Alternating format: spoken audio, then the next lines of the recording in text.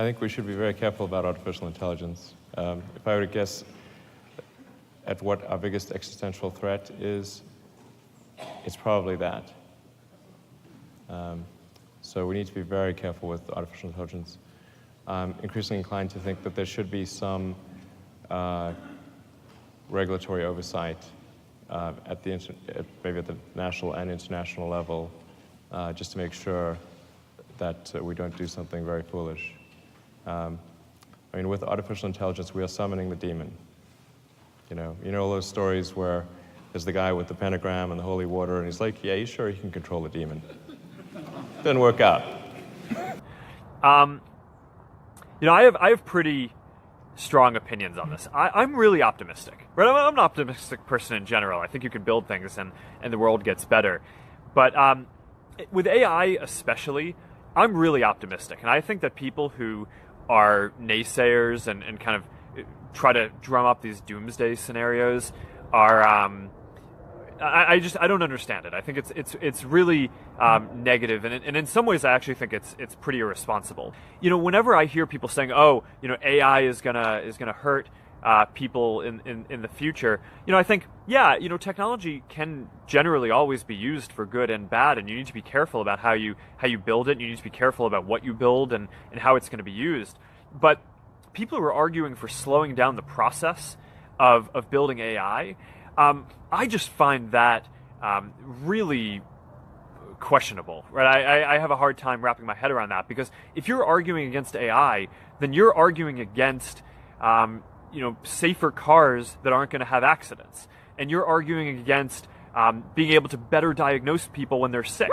And I just don't see how in good conscience of some people can do that. So I'm just much more optimistic on this in general than probably a lot of folks are. The primitive forms of artificial intelligence we already have proved very useful. But I think the development of full artificial intelligence could spell the end of the human race.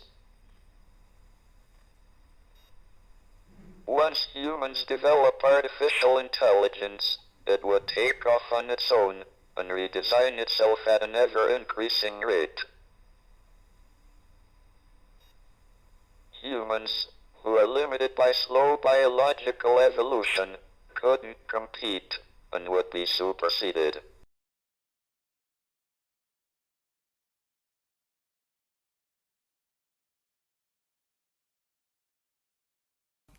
So I think it's worth expanding a little further on why one might think that better machines would be a problem. So what exactly is the fear of the singularity? And if you open a newspaper and just page through it until you find a picture of Terminator robots taking over the world, and then read that article, the journalist story is usually that somehow machines will spontaneously wake up, and they'll be in a bad mood because they just woke up, and they'll hate the human race and they'll try to kill us all. And they'll be armed, obviously, because we just go around arming our computers. My laptop has a machine gun in it. So it's not going to happen like that. I don't fear. The question assumes that that's going to happen. Now, maybe we feel that way because every movie that shows artificial intelligence has that happen, all right? So, but I'm fearless about this. As our computing power gets better, as our machines get better, yeah, we will program machines to do stuff we need them to do. By the way, we've been doing that forever. I mean, ever since we've had machines and ever since we've had computers. We have guided missiles that can find their target and destroy their target. We don't call them artificial intelligence, but that's exactly what they are. We use our brain to put our motives into the chip that is in a missile to kill people and break stuff, okay? Because that's what the military does. We are already doing that, but in a very controlled way. That will just continue. The computers beat us at chess. Computers beat us at Jeopardy, okay? That wasn't the end of the world when that happened. One of the problems that often come up is people say, scientists should be more responsible for what they do. Now, the fact is, a scientist is know better and possibly worse than the average person at deciding what's good and what's bad. And if you ask scientists to spend a lot of time deciding what to invent or not, all you can get from that is that they won't invent some things that might be wonderful. So someone has to decide, and I don't know what the best way is, but I certainly don't think that asking scientists to tell you their ethics will help.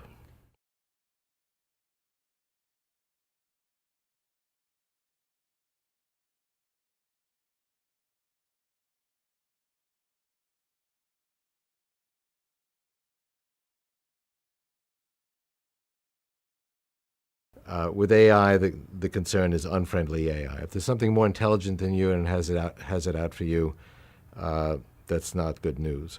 How do we deal with that? No one knows. How did the chimpanzees deal with it? Their population is down to the point where they're kept in museums and zoos, and there aren't enough wild ones. And there are various reasons why that's very bad. So we are part chimpanzee, and these future machines, I think, will be part human because they'll have been derived from us. They'll be derived, but they might recompile themselves and say, well, we have all these things we inherited from the humans, and they make us so slow that let's rewrite all the code and take out the old comments. The issue that has been raised for many years, going back at least to Norbert Wiener, the famous control theorist in 1960. If you put a purpose into a machine, and that machine is capable enough that it's going to be hard to reverse that decision, then you better be sure that the purpose is exactly the purpose that you desire. And at the moment, we don't know how to do that. The problem is, we no longer really understand how these complex algorithms work. We don't understand how they're doing this categorization. It's giant matrices, thousands of rows and columns, maybe millions of rows and columns. And not the programmers, and not anybody who looks at it, even if you have all the data, understand anymore how exactly it's operating, any more than you'd know what I was thinking right now if you were shown a cross-section of my brain. It's like we're not programming anymore, we're growing intelligence that we don't truly understand. In the past, we've found all technologies to be double-edged swords, of course. They give us new ways of doing good and new ways of messing up. But we've always used a strategy in the past of learning from mistakes. That's what must change. We learned from mistake with fire. We screwed up a bunch of times, and now there's a fire exit there and a fire extinguisher over there, and things are fine. But with more powerful tech, like nuclear weapons, synthetic biology, and AI, we do not want to learn from mistakes. We want to get things right the first time, because it's perhaps the only time we'll have. And that's why I think it's so valuable to get away from this thing about, let's whine about whether we should be, how worried we should be, and ask what concrete things can we do now to prepare. They're exciting and challenging research questions that we don't know the answer to yet, and we want to know the answer to them. So I feel that to be able to welcome this and feel really optimistic and excited about the future, which I do, we need to win this race between the growing power of the technology of AI and the growing wisdom with which we manage it. And so far, it's very natural that the investments have been mainly into just making the thing work. That's the natural thing to do before there is much impact on society. But now is the time to also invest in the other kind of research, developing the wisdom, figuring out how we can create not pure undirected intelligence, as you said in your nice nuclear metaphor, but beneficial artificial intelligence.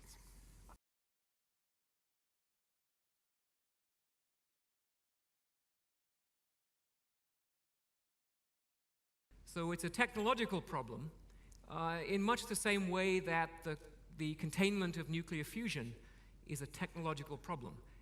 And fusion is a source of unlimited energy that could save our environment and perhaps even save our race, but it's not useful until it's contained. And I think artificial intelligence